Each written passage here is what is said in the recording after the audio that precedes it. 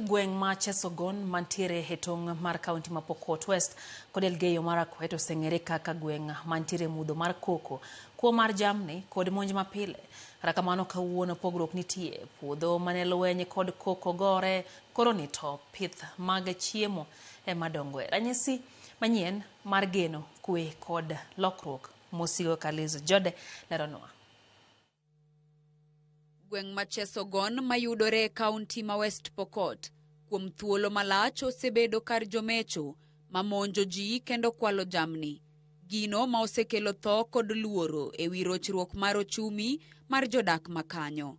Kata kamano, chal mar puothe mag chiemo manyak maber en ranyisi ni jodak gi ol kod koko kendo kanyakla achiel giyiero kwe kod dongruok kokalo kuom pur kod pith. Ukiona hapa hivi kuna maembe ya Wapokot na Wamarkwet. Wamarkwet walikuwa wanaingia kuipa hii maembe baada ya mbuzi kuisha.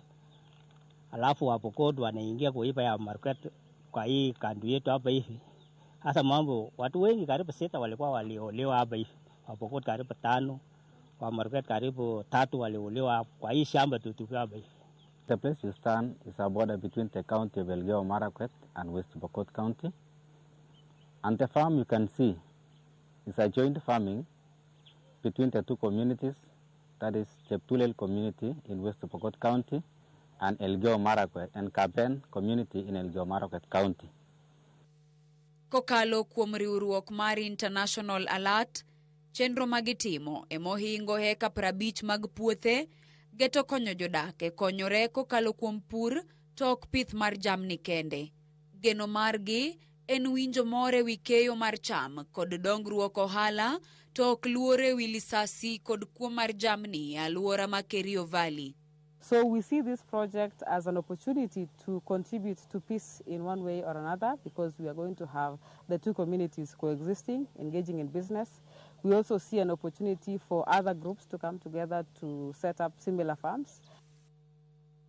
Lenda wang jodak gi nyiso more wi chenro mar pur mokelnegi kagin kod geno ni chenro ni ok dhi mana kelo kwe kende to dhi kelo kodaka dongruok e ochumi margi.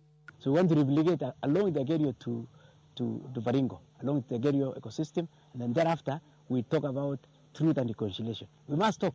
We must say, I killed so and I want to seek forgiveness. I killed so and I want to seek forgiveness. It's only through that we can have lasting peace. As we move on with peace dialogues along this border, we just want to say that peace along the Kerio Valley is now coming up in a very good way. Johala mawuok e gwenge ma opogore igeno ni biro nyiewo nyak mar pith margi. Ma e wuoth manyien ma jodak ma Chesogon okawo e neno ni koko olokore nyak kod dongruok. Elizabeth Ajode, Ramogi TV.